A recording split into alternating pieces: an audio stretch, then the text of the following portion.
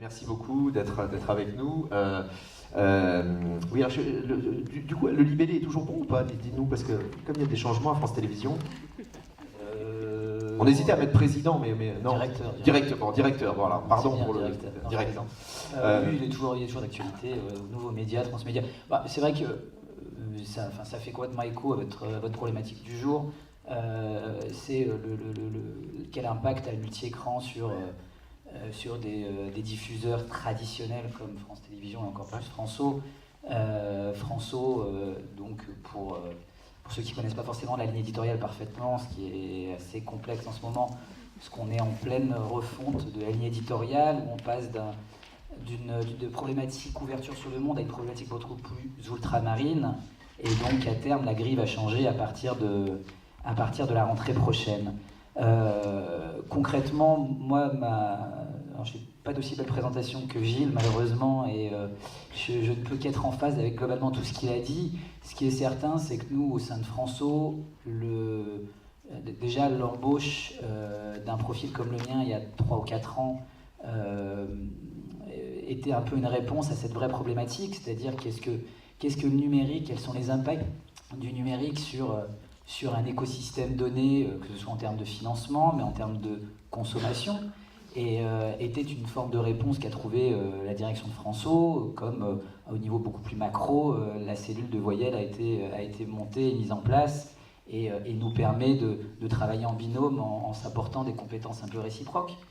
Et en fait, nous, là-dedans, quels sont les impacts et qu'est-ce que le multi-écran a généré? Il a généré pas mal de choses. Déjà, une obligation de repenser la consommation avec cette logique d'hyperdistribution.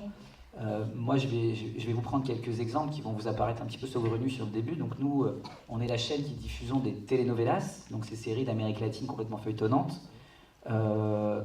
Sur le principe, on s'attend à une consommation plutôt, pour reprendre des mots usuels à une époque, de ménagères de plus de 40 ans, et donc assez peu consommatrices on n'imagine pas qu'elles vont aller sur du multi-écran. Et bien si, il faut savoir que sur le mois dernier, la série Telenovelas qui passe actuellement sur François est la deuxième plus vue en replay hors jeunesse de tout France Télévisions derrière Plus belle la vie.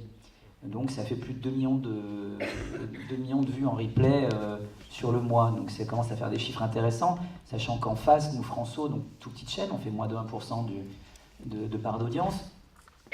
La telenovelas atteint au mieux 1% sur des cases du matin. Donc on voit que ça représente, on va dire, bien 30% de l'audience globale. Donc c'est des vrais chiffres, et il faut commencer un petit peu à penser tout ça. Donc pardon, juste pour une incidente là-dessus, par rapport à cette notion d'hyperdistribution, parce que Gilles a introduit le terme ce matin, ce que tu décris là, est-ce que c'est pas finalement un petit peu ce que, dans un autre registre évidemment de contenu, mais ce que vit France Culture, avec sa part d'audience qui est ce qu'elle est, et aujourd'hui qui est le leader de podcast, quasiment de très très loin, sur les contenus, parce que les gens vont chercher exactement la même ça. remarque que Sébastien, parce que moi en plus pour le coup j'ai travaillé à Radio France avant sur ces sujets, et moi je me rappelle en 2009, quand je suis arrivé à Radio France, on disait oui, mais le podcast n'avait pas, et France Culture n'avait pas la place qu'il a aujourd'hui. On disait les contenus longs ne seront pas consommés en podcast, ce sera que les contenus courts. De la même façon que que Sébastien a fait la remarque sur les gens qui regardent sur mobile des heures de contenu de tuto, là c'est exactement pareil. France Culture aujourd'hui est leader sur la consommation de podcasts. Pour en revenir à la logique d'hyperdistribution, effectivement des accords. Nous, on travaille au sein d'un MCN France Télévisions avec, pour le coup, avec YouTube. Et pour en revenir toujours à ces fameuses telenovelas, en plus de cette consommation de 2,1 millions sur les plateformes, on va dire, hors YouTube, sur YouTube, on a mis en place un hub de telenovelas parce qu'on a des droits francophones longs. Et on est sur certaines chaînes à plus de 3 ou 4 millions. Je crois que La Force du Cœur, qui est notre top, doit être à 4,3 millions de vidéos vues. Donc c'est vraiment des chiffres assez impactants pour nous, moi je rappelle toujours, on fait moins de 1% à l'antenne. Donc c'est des petites, je ne sais plus quelle expression, des petites fontaines, mais en tout cas on arrive à des vrais beaux chiffres, avec que ce soit sur des consommations. On n'est pas bloqué sur des logiques de consommation chez nous. Je pense que ce qui est important, c'est de travailler nos marques et de travailler des concepts et les contenus, ils trouvent leur auditoire. Mais du coup, alors pardon, je te pose une question qui n'était pas prévue, c'est pas une question piège, mais peut-être qu'on n'a pas le temps. Non, mais par rapport à ce que tu dis là, typiquement, est-ce que ça ne veut pas dire qu'une ligne éditoriale, qu'une offre comme celle de François, finalement, son territoire de chasse naturel, c'est le monde digital globalisé, plus qu'une fréquence ici ou une fréquence là, hertzienne, machin. Tu vois, alors déjà, globalement, hein, alors ça interroge des déjà, on parle de quel François? Est-ce que c'est le François ouverture sur le monde ou le François de demain qui sera ultramarin? Ouais. Donc déjà, oui, la première sur l'ouverture sur le monde, oui. Je vais vous prendre un autre exemple qui est sur lequel on a travaillé avec Voyelle, qui est la beatbox. Ouais. Donc la beatbox, c'est un art méconnu des cultures urbaines, on va dire c'est le moins connu. Et nous, il y a un producteur qui est venu il y a un réalisateur qui sont venus nous voir il y a 1 an et demi maintenant, et qui nous ont dit on a envie de faire un documentaire là-dessus. Moi j'avais vu le travail de ce réalisateur qui était un documentaire sur le slam. On dit ok, mais la beatbox, personne ne sait ce que c'est, on commence à réfléchir. Et puis en plus on se dit là, avec les consommations numériques, etc., qu'est-ce qu'on peut faire? Et on s'est dit bah oui, mais avant tout il faut l'expliquer. Et donc ce qu'on a mis en place en parallèle de ce documentaire qui a été diffusé le mois dernier, c'est une application de beatbox participative. Donc en gros, fais ta beatbox toi-même, partage-la, etc. Et ce qui est intéressant après en termes de consommation, c'est que là où, je ne vais pas se voiler la face, un documentaire sur les cultures urbaines à François, on va dire bon an mal an, on va toucher entre 60 et 80 000 personnes sur une diffusion télé. Ce qui est intéressant, c'est que cette application, on frise les 35 000 téléchargements sur les smartphones, et donc ça représente avec des vrais usages et des vrais stades de conso. Et c'est là où ça devient intéressant, parce qu'on se rend compte que c'est pas neutre et que ça impacte, et c'est vraiment de la marque qui se travaille. Tu es dans des ordres de grandeur, tu as quasiment les mêmes chiffres, on va dire, ou à peu près, enfin, c'est comparable entre les téléchargements. Et là encore, les téléchargements, ça va continuer à se télécharger, parce que ça a vocation à être viralisé. Après, de la même façon qu'il n'y a plus de suite documentaire, il n'y a pas forcément de contenu supplétif à l'application. Donc après, on sait très bien comment ça marche sur les stores, il faut les mettre à jour, il y a tout un travail. Enfin, une des contraintes fortes du numérique, c'est le marketing à mettre en place autour. Ouais. Et un nouveau marketing auquel les chaînes n'étaient pas forcément habituées, ancré dans des plans médias et des choses beaucoup plus classiques. C'est là où le multi-écran nous oblige collectivement à repenser l'organisation. Oui, absolument. Je me souviens, tu nous en avais pas mal parlé quand tu étais venu il y a 2 ans, parler de Cut, sur lequel il y avait eu... Là, très récemment, on va dire, ces dernières heures, on a vu passer le lancement d'Investigation, avec un O majuscule et chapeauté. On le fait tout le temps. C'est un grand classique. Ça. Donc quand tu cherches un titre, il faut qu'il y ait un O dedans pour que tu puisses majusculiser. On essaye en tout cas. Outre-mer, ça part de là. Donc, tu peux nous en dire un mot? Oui, en gros, pareil, sur cette logique de consommation multi-écran, nous on a une marque qui marche plutôt très bien à l'antenne, qui s'appelle Investigation, qui est du magazine d'une écriture assez dynamique et punchy, journalistique, en situation, avec un certain nombre de séries de 4-5 épisodes qu'on met en place. La dernière série étant Embarqué. Et donc sur cette série, on s'est dit, pareil, c'est une nouvelle série, il va y avoir entre 4 et 10 numéros. Qu'est-ce qui pourrait être intéressant et avec une consommation qui est en train de monter en gamme non seulement sur Plus, mais également sur les réseaux sociaux. On s'est dit qu'est-ce qu'on pourrait mettre en place, et l'exemple mis en place par FTVEN sur France Télévisions édition numérique, autour d'une autre case de documentaire qui s'appelle Infrarouge, nous a donné cette idée de lancer une chaîne d'investigation sur YouTube.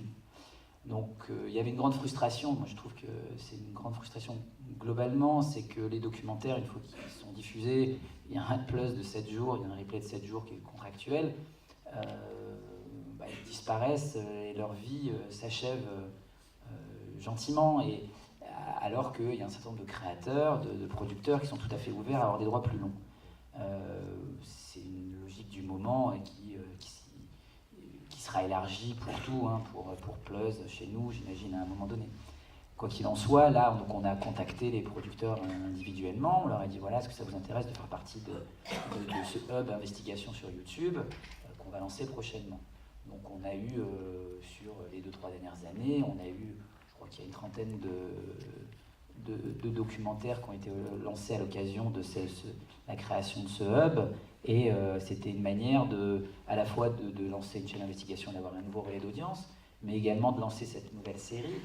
Et parce qu'on s'est dit, bon, on voit que je pense que le multi-écran nous oblige à autre chose, à essayer d'être innovant, et particulièrement qu'on est une petite chaîne. Et donc on s'est dit, tiens, on voit l'investigation. Moi j'avais vu le travail d'Okyo, je trouvais que c'était intéressant dans leur approche par rapport à justement leurs enquêtes, ça allait bien avec la patte de l'émission. Donc j'ai contacté Okyo et je me suis dit, tiens, est-ce qu'à l'occasion d'embarquer, sachant qu'il y avait un documentaire de 52, on ne peut pas essayer de refaire ce programme, embarquer en Guyane, qui sont des légionnaires en cours de formation en Guyane, donc qui font des choses complètement insensées pour leur formation pendant un certain temps. Et avec Okyo, on a mis en place une expérience en 360, au travers d'un player YouTube, mais également Facebook, où on fait une investigation en Guyane. Alors c'est la version courte de notre 52, alors bien avec ses points forts d'immersion, et le revers de la médaille, à contrario, c'est complètement complémentaire, le recul et l'analyse qu'apporte le 52. Et ça, c'est une expérience que tu as envie de systématiser, j'allais dire Systématiser, on ne peut pas industrialiser à date. Déjà, moi, ce que je trouve de plus en plus intéressant, c'est qu'on commence à le penser, ces productions en multi-écran. Sur un autre sujet, on travaille avec les Nouvelles Écritures et Voyelles sur un projet dont elle vous parlera peut-être tout à l'heure, mais qu'on a pensé dès le départ. Là, dans le cadre d'investigation, c'est une idée qu'on a eue après, et on a eu l'adhésion d'un producteur qui nous a dit génial, on essaye, on tente un truc, ça va hyper bien avec ce que je sais faire, et je trouve que le résultat est plutôt très, très séduisant. Après, le systématiser, c'est difficile. En tout cas, moi, je suis convaincu qu'il faut le penser en amont pour des économies de production déjà. Donc, parce que là, on a dû repartir en Guyane. Alors, oui, on l'a un peu évoqué avec Gilles tout à l'heure. C'est vrai, quand il s'agit de refaire venir 2-3 acteurs à Paris sur un studio, machin, mais si la Guyane, c'est plus compliqué. L'avantage d'Okyo, pour le coup, c'est que c'est vrai que ça a été souple. Ils ont travaillé de concert avec le producteur qui a produit le 52, parce qu'aller en Guyane, dans ces légions de super gradés, machin, c'était pas simple. Donc ils ont su un peu se fondre là-dedans. Mais c'est sur l'autre projet dont Voyelle vous parlera peut-être, c'est vrai que c'était plus simple. Voilà, là, il est obligé d'en parler tout à l'heure. Là, la pression. Hein. 4 heures, j'ai 5 heures. Voilà. La journée. Ouais. Non, pardon, du coup, je t'ai coupé. Non, mais donc voilà comment ça s'est fait. Donc moi, oui, je trouve que c'est un terrain de jeu et d'expérience assez fabuleux, le 360, qui nous fait repenser les modes de production, la narration, et moi je trouve que c'est un peu notre mission aussi d'aller vers ces territoires-là, au même titre que faire une appli de beatbox participative.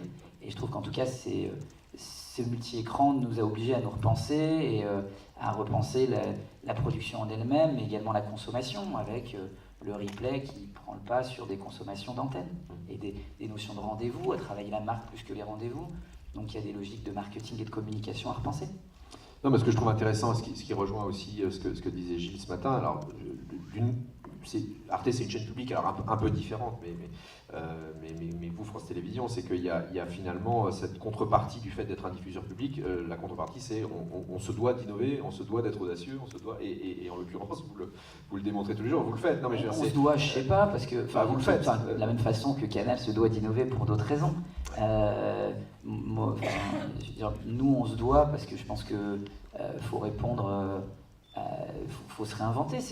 C'est l'audiovisuel qui se réinvente, et nous, en tant qu'acteurs, avec une mission de service public, on doit de fait emprunter ses pas également. Peut-être un petit mot en conclusion sur François. Alors là aussi, sans aller sur des terrains où les choses ne sont pas forcément stabilisées, ça bouge un peu en ce moment. Il y a des décisions qui ont été prises. Il y a des décisions qui ont été prises par Delphine Ernotte de recentrer la chaîne sur une ligne éditoriale outre-mer. Voilà, une fois qu'on a dit ça, ça veut pour l'instant dire beaucoup et peu de choses. C'est pas terrain secret de dire qu'il va y avoir il y a un nouveau directeur depuis 15 jours et qu'à lui appartiendra de définir la ligne de la rentrée et qu'est-ce que ça veut dire cette ligne ultramarine, sachant que nous on avait quand même cette dernière année commencé à essayer déjà de faire ce mariage. Pour rappel, moi par exemple on a lancé... Avec antenne première et... même individuellement, parce que François, c'est pas l'antenne première a des problématiques locales. Nous, on n'a pas vocation, on est une chaîne nationale à diffuser du local quelque part. Donc comment réconcilier ça? Moi, je vais juste vous parler, c'est un peu la conclusion de mon intervention, mais on a mis à l'antenne et sur le web et les réseaux sociaux récemment un programme qui s'appelle Les Témoins de l'Outre-mer. Je vous invite à regarder la plateforme qui s'appelle eltom.fr. En 2 mots, qu'est-ce que c'est? On fait des appels à contribution dans les Outre-mer autour d'une thématique qu'on lance, le Zika, la Coupe Davis, etc. Et à partir de cette matière, on fait une émission. Et cette émission, après, qui est un plateau qui est quotidienne, on la séquence et on la rediffuse, on la met, on travaille avec Dailymotion pour le coup sur cette émission-là. Et elle est séquencée et réécrite pour les réseaux sociaux et pour Dailymotion. Et donc l'outre-mer là-dedans est complètement traité dans sa dimension nationale. Ouais. Non, mais c'est ça qu'il faut effectivement mixer. Ce qui est intéressant aussi, potentiellement, dans ce côté outre-mer, c'est que par définition, là, on est global, on est mondial, et on a une petite patte un peu partout sur la planète. Donc cette espèce de mindset et je pense sera intéressant. Merci beaucoup Olivier. Il y a peut-être une petite question avant que tu partes. Quand même, on va toujours donner le droit à une question. Lydie, une question. Non. Alors Lydie, un micro. Moi je veux bien le micro. Pourquoi t'as pas le micro? Juste, il y avait une proposition de voyelle d'enchaîner tout de suite parce que ça faisait écho à ce que disait Olivier. Donc, est-ce que tu permets qu'on perturbe l'organisation merveilleuse de la matinée, comme on est toujours assez rigide, nous, hein, tu nous connais. Si Voyelle en a émis le souhait, moi j'ai aucun problème. Non, il n'y a pas de souci. Après, il y a Tom qui va peut-être être... Non, il n'y a pas de problème. Après, on va faire un passage des projets qui vont se présenter, mais on peut le faire comme ça, moi j'ai aucun souci. On peut enchaîner avec Voyelle et puis faire les présentations des lauréats après. C'est vrai que c'est cohérent, ça. Avec plaisir. Donc non sans avoir remercié Olivier. Merci beaucoup.